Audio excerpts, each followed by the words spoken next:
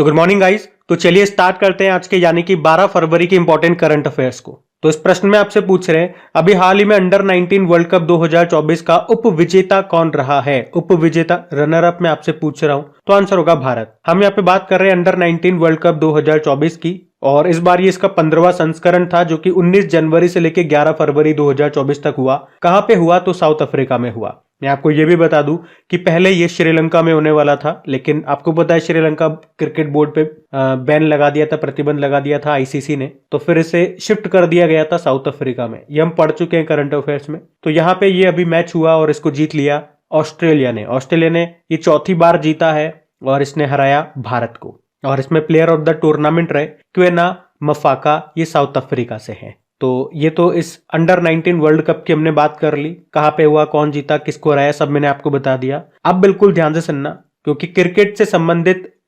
Most important current affairs में आपको cover कराऊंगा जो कि 2023 में आपने पढ़े थे। एक आपको याद होगा अंडर 19 एशिया कप 2023 जो कि यूनाइटेड अरब अमीरात में हुआ था, उसको बांग्लादेश ने जीता था यूनाइटेड अरब अमीरात को हरा करके। और एशिया कप से ही आपको याद आएगा ये तो अंडर 19 है। सीनियर में अगर बात करें तो मेंस का, पुरुषों का जो एशिया कप हुआ था जो कि पाकिस्तान और श्रीलंका में हुआ था, उसको भारत ने जीता था श्रीलंका को हरा करके। और महिलाओं का जो एशिया कप हुआ था जिसे आप बोलोगे women's emerging team Asia cup 2023, वो हांगकांग में हुआ था, उसको भारत ने जीता था, बांग्लादेश को हराया था। और अभी विजय हजारे ट्रॉफी 2023-24 का आयोजन हुआ था, कहां पे, गुजरात में हुआ था, उसको हरियाणा ने जीता, राजस्थान को हराया था। और अभी जो आईसीसी मेंस वर्ल्ड कप हुआ था 2023 में 13वां संस्करण था, भारत में हुआ था, आपको पता है। ऑस्ट्रेलिया विजेता रहा था, भारत उप विजेता रहा। उसके अलावा सैयद मुश्ताक अली ट्रॉफी जो कि कोलकाता में हुआ, इसको पंजाब ने जीता बड़ौदा को हरा करके। और जो अभी ICC men's T20 world cup होगा 2024 में, वो कहां पे होगा, वेस्ट इंडीज और अमेरिका में होगा, ये याद रखना। अभी जो ईरानी ट्रॉफी जो 2023-24 वाला संस्करण हुआ था, 60th एडिशन था, उसको शेष भारत ने जीत लिया सौराष्ट्र को हरा करके। और अभी जो एशियन गेम्स हुए थे, 19वां संस्करण था, चाइना के हांगजाओ में हुआ था, उसमें हमने देखा था हमारी पुरुष क्रिकेट टीम और वुमेन क्रिकेट टीम दोनों ने गोल्ड जीता। साथ में यह भी याद रखने को कहा था कि मेंस क्रिकेट टीम ने हराया था अफगानिस्तान को और वुमेन्स क्रिकेट टीम ने हराया था श्रीलंका को। और अभी जो आपके 2028 में जो समर ओलंपिक होंगे, कहां पे, लॉस एंजल्स अमेरिका में, उसमें हमने पढ़ा था कि क्रिकेट ओलंपिक में दूसरी बार शामिल किया जाएगा यहाँ पे। इससे पहली बार ये सन 1900 में किया गया था, उसके बाद अब होगा। बाकी अभी देवगढ़ ट्रॉफी आपने पढ़ा, उसको साउथ जोन ने जीता था ईस्ट जोन को हरा करके। दलीप ट्रॉफी 2023 में जो हुआ था उसको भी साउथ जोन ने जीता था वेस्ट जोन को हरा करके। और जो 2023 में आईपीएल हुए थे, 16वां संस्करण था, भारत में हुआ था। कौन विजेता रहा था, चेन्नई सुपर किंग। किसको हराया था, गुजरात टाइटंस को। और पिछली बार हमने देखा महिलाओं का आईपीएल भी हुआ पहली बार, उसको मुंबई इंडियंस ने जीता, दिल्ली कैपिटल को हराया था। तो क्रिकेट से संबंधित ये इंपॉर्टेंट चैंपियनशिप्स मैंने आपको बताया, इनको ध्यान में रखना। अगला प्रश्न देखते हैं। चलो फिर बताओ, अभी हाल ही में मुख्यमंत्री विश्वकर्मा पेंशन योजना इसे कहां पे शुरू करने की अभी घोषणा की गई, तो आंसर होगा राजस्थान में। तो अभी राजस्थान सरकार ने अपना बजट पेश किया था। राजस्थान की जो वित्त मंत्री हैं दिया कुमारी, जो कि वहां पे डेप्यूटी सीएम भी है, और अभी उन्होंने बजट पेश किया। इसमें सरकार ने कई सारी घोषणाएं की है, उन्हीं में से एक इंपॉर्टेंट योजना निकल के आती है, ये मुख्यमंत्री विश्वकर्मा पेंशन योजना। तो आप कह सकते हो ये मुख्य रूप से मजदूरों और रेहड़ी पटरी वालों के लिए है, जो मतलब ठेला वगैरह लगा करके अपने सामान बेचते हैं। और इसमें कहा कि इस योजना में उन लोगों को शामिल किया जाएगा जिनकी उम्र 18 से लेके 45 वर्ष के बीच में है। और क्या होगा इस योजना में, तो इस योजना के अंतर्गत उन लोगों को 60 रुपए से लेके 100 रुपए का प्रीमियम भरना होगा हर महीने, जब तक वो 60 साल के नहीं हो जाते। और जब वो 60 साल के हो जाएंगे उसके बाद सरकार हर महीने पेंशन के रूप में उनको 2000 रुपए दिया करेगी, क्योंकि एक तरह से पेंशन योजना ही है ना ये। अब आप कहोगे कि पेंशन तो वैसे भी मिलती है, जो वृद्धावस्था पेंशन होती है वो तो वैसे भी दी जाती है, जिसे आप कहते हो मुख्यमंत्री वृद्धजन सम्मान पेंशन, तो वो तो मिलेगी से ही, उसके अलावा है। बात समझ में आई? एक बार फिर से देखो, किस किस के लिए है, मजदूरों और रेहड़ी पटरी वालों के लिए है ये। उनकी उम्र 18 से लेकर 45 वर्ष के बीच में होनी चाहिए। उनको 60 साल की उम्र तक 60 रुपए से लेकर 100 रुपए तक प्रीमियम भरना होगा हर महीने। जब 60 साल उनके पूरे हो जाएंगे तो उसके बाद सरकार उनको हर महीने 2,000 रुपए दिया करेगी। और इसके लिए राज्य सरकार ने 350 करोड़ रुपए का बजट निर्धारित किया है। यह है मुख्यमंत्री विश्वकर्मा पेंशन योजना। अच्छा, पेंशन से आपको याद आएगा, अभी हमने पढ़ा था पुरानी पेंशन योजना को शुरू करने वाला पहला पूर्वोत्तर राज्य कौन सा बना, तो आंसर होगा सिक्किम बना था। और अगर मैं आपसे पूछूं कि अटल पेंशन योजना आपने सुना होगा, ये कब शुरू हुई थी? 9 मई 2015 को। और विश्वकर्मा जी से याद आएगा, अभी मोदी जी ने प्रधानमंत्री विश्वकर्मा योजना शुरू की थी। कब लॉन्च की थी? 17 सितंबर 2023 को। जिसमें आपको पता है क्या होता है, जिसमें कारीगरों को, कारीगर जैसे कि लुहार, सुनार, कुम्हार, कोई मूर्तिकार हो गया, बढ़ई हो गया, नाई हो गया, तो इस तरह से 18 सेक्टर चुने गए हैं और इनको लोन दिया जाएगा, ब्याज मुक्त लोन दिया जाएगा। और अभी हमने पढ़ा था कि प्रधानमंत्री विश्वकर्मा योजना को लागू करने वाला पहला यूनियन टेरिटरी केंद्र शासित प्रदेश कौन सा बना, तो आंसर होगा जम्मू कश्मीर। अच्छा, योजनाओं वाला प्रश्न है तो कुछ इंपॉर्टेंट योजना मैं आपको और रिवाइज कराता हूँ कि मुख्यमंत्री संपूर्ण पुष्टि योजना, इसको उड़ीसा ने शुरू किया था। अभी मुख्यमंत्री कृषक मित्र योजना मध्य प्रदेश ने शुरू किया। मुख्यमंत्री ग्रामीण आवास न्याय योजना छत्तीसगढ़ ने शुरू किया। मुख्यमंत्री अल्पसंख्यक उद्यमी योजना बिहार ने शुरू किया। और अभी मुख्यमंत्री लोक सेवक आरोग्य योजना को असम ने शुरू किया। युवा मितान परिवहन योजना छत्तीसगढ़ ने शुरू किया। अबुआ बेर दिशोम योजना झारखंड की है। अभी अनुसूचित जाति यानी कि एससी के उत्थान के लिए अभी सामाजिक न्याय व अधिकारिता मंत्रालय ने श्रेष्ठ योजना शुरू की थी। लेक लाड़की योजना, इसको महाराष्ट्र ने शुरू किया था। मुख्यमंत्री सुख आश्रय योजना, इसको हिमाचल प्रदेश ने शुरू किया था। तो ये सारी योजनाएं 2023 में हमने पढ़ा था। 10 योजनाएं मैंने आपको यहाँ पे रिवाइज कराई, इनको ध्यान में रखना। अगला प्रश्न देखते हैं। फिर आपसे पूछ रहे हैं, अभी हाल ही में देश की पहली हाइपर वेलोसिटी एक्सपेंशन टनल जिसका नाम है जिगर थंडा S2 का विकास किसने किया, किसने डेवलप्ड किया इसको, तो आंसर होगा IIT कानपुर ने। तो अभी IIT कानपुर ने देश की पहली हाइपर वेलोसिटी एक्सपेंशन टनल बनाई है। मतलब आप फोटो से देखो, ये फोटो में जो आप पाइप देख रहे हो, ये एक तरह की टनल समझो, और इसमें अगर कोई ऑब्जेक्ट मूव करेगा तो वो हाइपरसोनिक स्पीड से मूव करेगा। अब इसका फायदा क्या होगा, तो इसमें आपको हाइपरसोनिक कंडीशन मिल जाएगी, जिससे आप ये स्टडी कर पाओगे या कोई टेस्टिंग कर पाओगे। मिसाइलों को, जो हाइपरसोनिक मिसाइलें होती है उस पर कोई एक्सपेरिमेंट आप करना चाहते हो, उसकी स्टडी करना चाहते हो, तो वो यहाँ पे हो पाएगी और इससे इनोवेशन में मदद मिलेगी।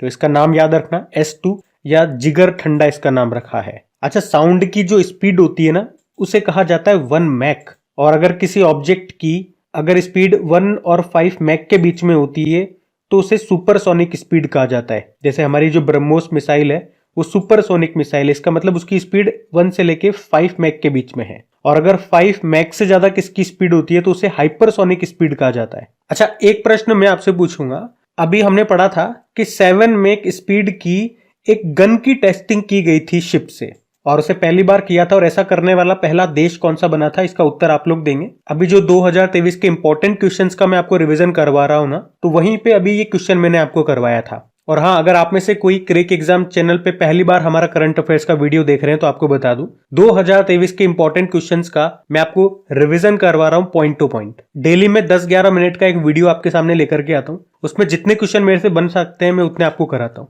मैं इतना ही लंबा वीडियो आपके सामने लेकर के आ रहा हूं जितने क्वेश्चन आप एक बार में याद रख सको। वैसे तो रिवीजन वाला वीडियो मतलब पहले आप पढ़ चुके हो डेली करंट अफेयर्स वाली क्लास में, अब उनका हम क्विक रिवीजन कर रहे हैं। वहां मैं समझाता नहीं हूं आपको, बस हाँ आपने पढ़ रखा है, एक बार आपके सामने आ जाती है चीजें तो रिकॉल हो जाता है। तो वही चीज अभी हम कर रहे हैं।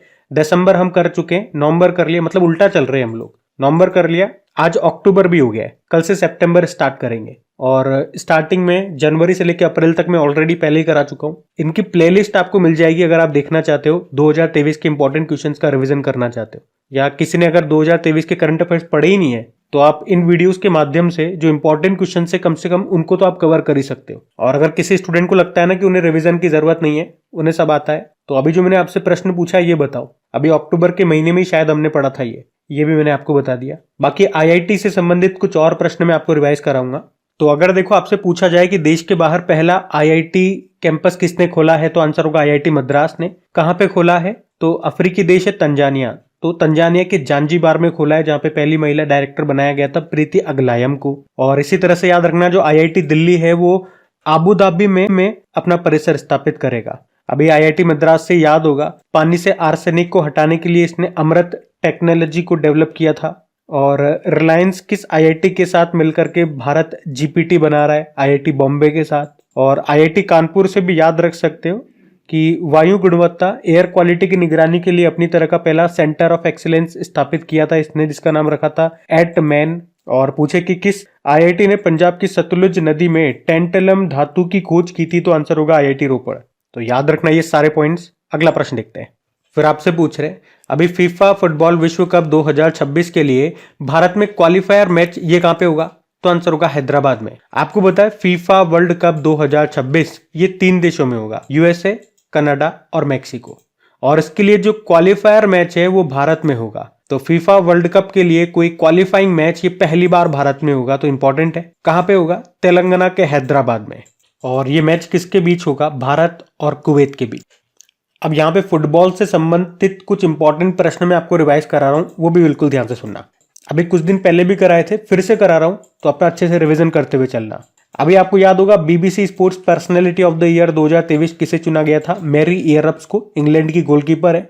और best team of the year चुना था मैनचेस्टर सिटी को। बीसीसी मतलब ब्रिटिश ब्रॉडकास्टिंग कॉर्पोरेशन। अभी एक अपॉइंटमेंट भी आपने पढ़ा होगा, इसके नए अध्यक्ष बने थे भारतीय मूल के, कौन? समीर शाह। और अभी 20वां फीफा क्लब वर्ल्ड कप 2023 जो कि सऊदी अरब में हुआ था, उसको जीता था मैनचेस्टर सिटी ने ही। अभी बैलन डी और पुरस्कार मिला था किसे? पुरुषों में तो लियोनेल मेसी को जो कि अर्जेंटीना के, महिलाओं में एटना बोनमाटी को जो कि स्पेन की है। और अभी 2023 में जो FIFA under 17 mains world cup हुआ था वो इंडोनेशिया में हुआ था, उसको जर्मनी ने जीता था फ्रांस को हरा करके, वो याद रखना। फीफा मेंस वर्ल्ड कप 2022 में जो 22वां संस्करण था कतर में हुआ था, उसका शुभंकर लाइब था, उसको अर्जेंटीना ने जीता था, फ्रांस को हराया था। और उसमें गोल्डन बॉल अवार्ड मिला था लियोनेल मेसी को, फ्रांस के किलियन एम्बाप्पे को गोल्डन बूट अवार्ड मिला, तो अर्जेंटीना के एमिलियानो मार्टिनेज को गोल्डन ग्लव अवार्ड मिला था। अब ये 2026 वाले आपको पता है ये 3 देशों में होंगे, अमेरिका, मैक्सिको और कनाडा में। और अभी 2023 में जो फीफा महिला विश्व कप हुआ था ऑस्ट्रेलिया और न्यूजीलैंड में, जिसका शुभंकर तजुनी था, उसको स्पेन ने जीता था इंग्लैंड को हरा करके। और 2023 में फीफा अंडर 20 वर्ल्ड कप जो कि अर्जेंटीना में हुआ था, उसको उरुग्वे ने जीता था इटली को हरा करके। और उसी तरह से इंटर कॉन्टिनेंटल फुटबॉल कप ये उड़ीसा के भुवनेश्वर में हुआ था, उसको भारत ने जीता था, लेबनान को हराया था। उसके अलावा 76 नंबर का जो संतोष ट्रॉफी हुआ था जिसका फाइनल हुआ था सऊदी अरब में, उसको कर्नाटक ने जीता था मेघालय को हरा करके। और 132वां जो डूरंड कप हुआ था कोलकाता में, उसको मोहन बागान ने जीता था ईस्ट बंगाल को हरा करके फुटबॉल को। और अगर बात करें फुटबॉल को रेगुलेट करने वाली बॉडी है फीफा।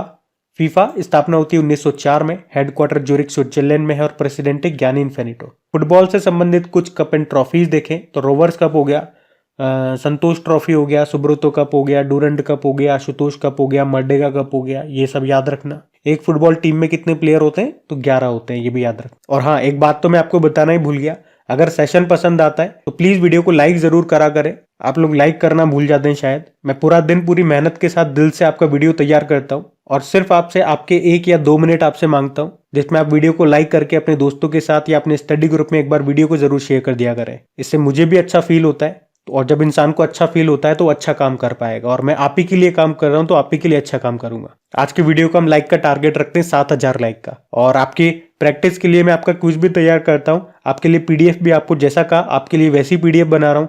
और सब आपको मिलेगा बिल्कुल फ्री में। कहाँ पे? क्रिक एग्जाम एप्लीकेशन में, जिसका लिंक नीचे डिस्क्रिप्शन बॉक्स में है। अब तो इंग्लिश मीडियम वाले बच्चों को भी दिक्कत नहीं आ रही होगी, उनके लिए भी अलग से मैं जितना मेरे से हो पा रहा है उसके लिए मुझे थोड़ा समय और देना पड़ जाता है, आधा 1 घंटा मेरे को एक्स्ट्रा लग जाता है ये सब चीजें टाइप करने में, लेकिन दे रहा हूं मैं आप लोगों के लिए वो भी। तो आप मेरे लिए प्लीज 1 मिनट जरूर निकालें अपना, और वीडियो को लाइक करके दोस्तों के साथ में शेयर जरूर करें। अभी अगला प्रश्न देखते हैं।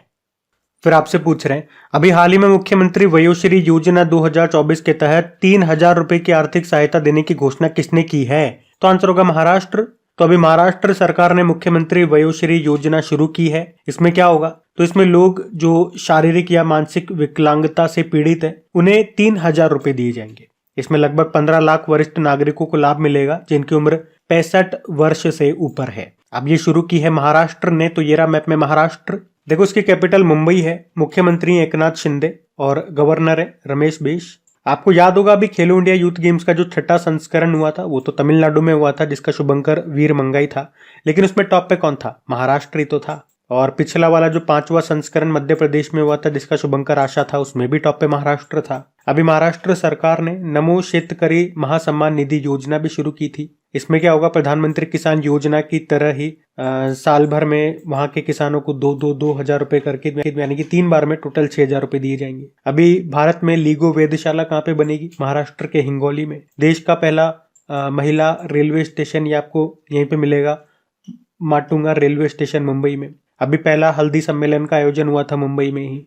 महाराष्ट्र ने अभी लेक लाड़ की योजना को शुरू किया था और ग्लोबल मैरीटाइम इंडिया समिट का आयोजन भी अभी मुंबई में हुआ था। उसके अलावा विश्व मसाला कांग्रेस का भी 14वां संस्करण भी हुआ था मुंबई में ही। ये सारे 2023 में हुए थे। अभी दुनिया का पहला बैम्बू क्रैश बैरियर ये कहाँ पे इंस्टॉल किया गया था, महाराष्ट्र में ही, जिसका नाम बाहुबली रखा था। तो ये ध्यान में रखना। अगला प्रश्न देखते हैं। फिर आपसे पूछ रहे हैं अभी हाल ही में 2 समोच्च महोत्सव का आयोजन ये कहाँ पे किया गया, तो आंसर होगा लद्दाख में। तो फेस्टिवल का नाम है 2 समोच्च महोत्सव। कहाँ पे मनाया गया, लद्दाख में। लद्दाख में भी ये 2 स्थानों पे मनाया जाता है, मुख्य रूप से लेह में और लिकिर में। ये बौद्ध मठ का फेस्टिवल है।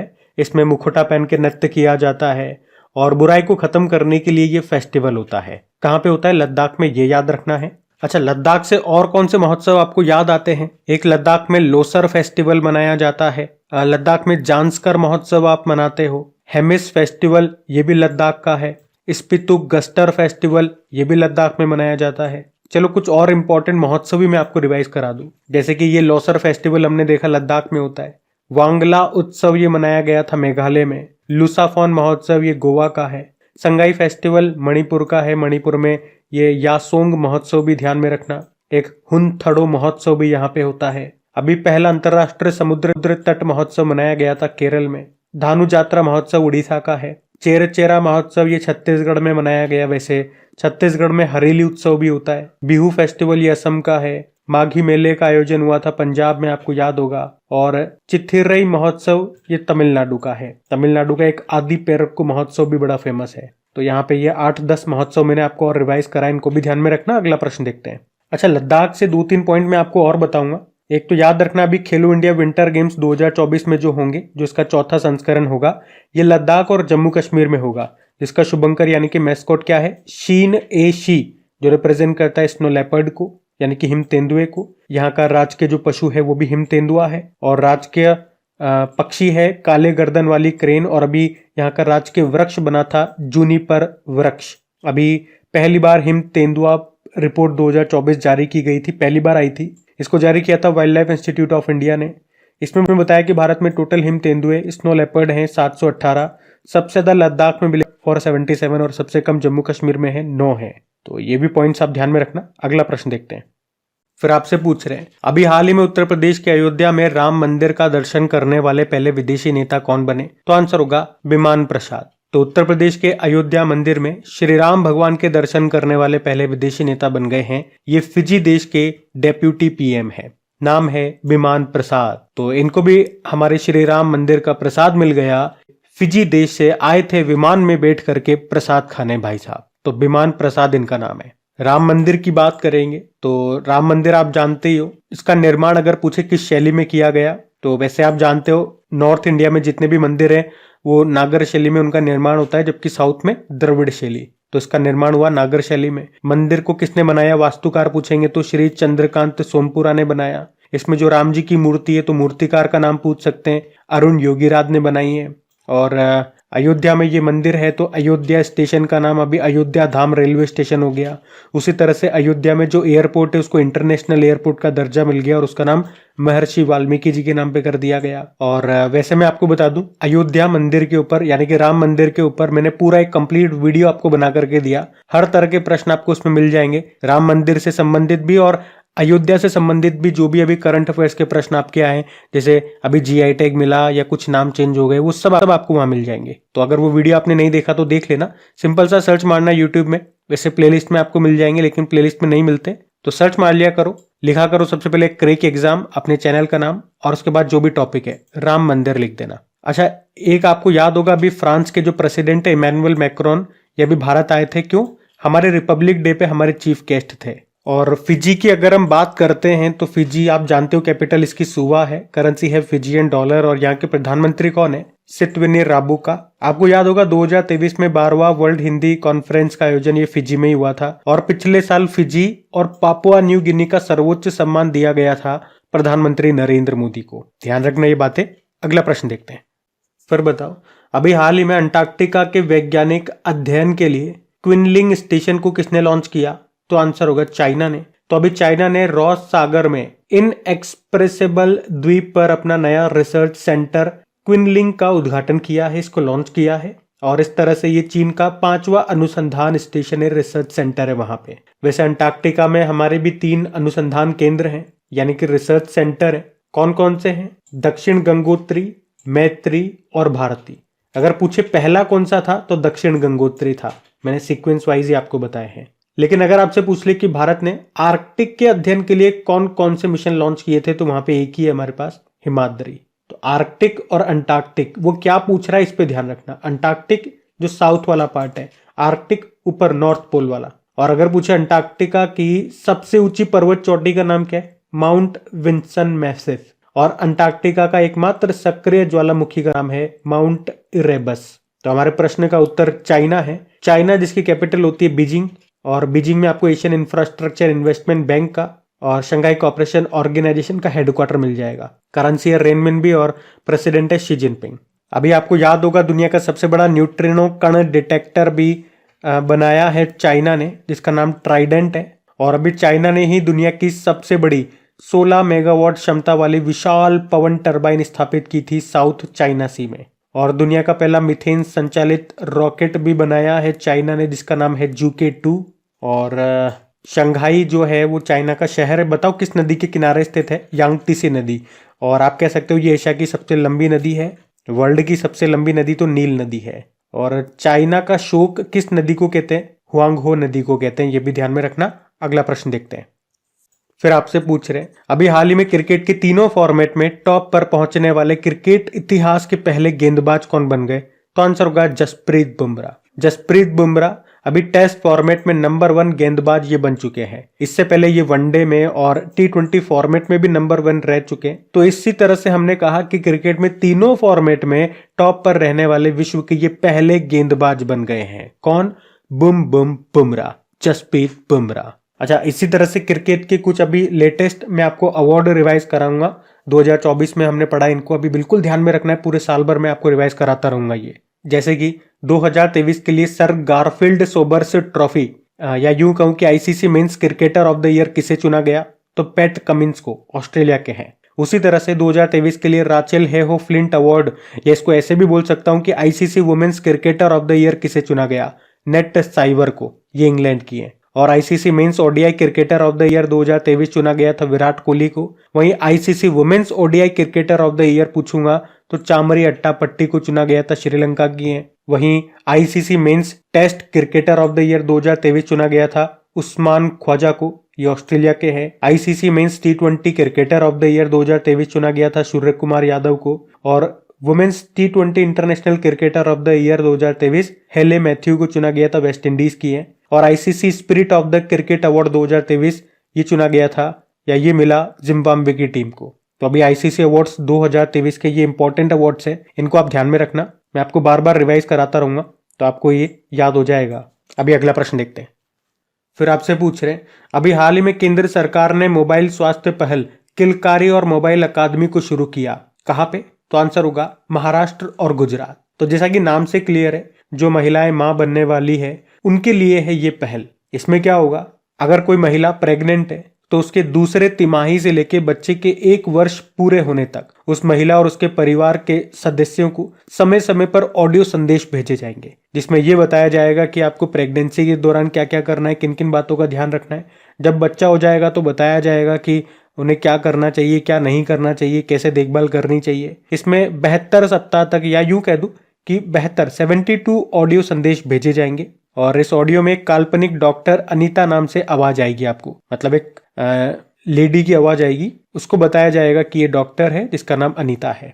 तो याद रखना, अभी से महाराष्ट्र और गुजरात में शुरू किया गया है। तो गाइज ये था आज का आपका करंट अफेयर्स का सेशन। तो कमेंट करके जरूर बताइएगा कि सेशन कैसा लगा। और वीडियो अभी एंड हो चुका है, अगर आपने वीडियो को अभी तक लाइक नहीं किया तो अब लाइक जरूर कर देना, दोस्तों के साथ में शेयर जरूर कर देना। चलो अभी कल के करंट अफेयर्स का मैं आपको क्विक रिवीजन करवा देता हूँ, फिर सेशन एंड करते हैं। तो कल पहला प्रश्न पूछा था कि नेल्सन मंडेला पुरस्कार 2024 से किसे सम्मानित किया गया, तो आंसर होगा निमहंस को। फिर पूछा भारत का सबसे बड़ा बैटरी एनर्जी स्टोरेज सिस्टम आधारित सौर ऊर्जा संयंत्र कहां पे स्थापित किया गया, छत्तीसगढ़। खेलो इंडिया यूनिवर्सिटी गेम्स 2024 का शुभंकर क्या है, अष्टलक्ष्मी जो कि एक तितली है। और south Asian football federation under 19 महिला फुटबॉल चैंपियनशिप 2023 का खिताब 24 का खिताब किसने जीता, बांग्लादेश और इंडिया ने। राजस्थान के ध्रुपद गायक लक्ष्मण भट्ट का निधन हो गया, उन्हें 2024 में कौन सा पद्म पुरस्कार मिला था, पद्मश्री। विश्व दलहन दिवस आपने मनाया 10 फरवरी को, किसे लक्ष्मी नारायण अंतर्राष्ट्रीय पुरस्कार से सम्मानित किया गया, प्यारेलाल शर्मा। टाटा डिजिटल के नए एमडी सीईओ बन गए नवीन ताहिलियानी। और अभी फरवरी में आयोजित आदि महोत्सव का उद्घाटन किसने किया, द्रौपदी मुर्मू। और आखिरी प्रश्न पूछा पुरानी पेंशन स्कीम को बहाल करने वाला उत्तर पूर्व का पहला राज्य बन गया सिक्किम। अभी कल का होमवर्क प्रश्न देखते हैं और सेशन एंड करते हैं। तो कल के वीडियो में आपसे पूछा था अभी किस राज्य सरकार, तो आंसर होगा असम ने। आप सभी ने प्रश्न का बिल्कुल सही उत्तर दिया। अब ये आज का आपका होमवर्क प्रश्न।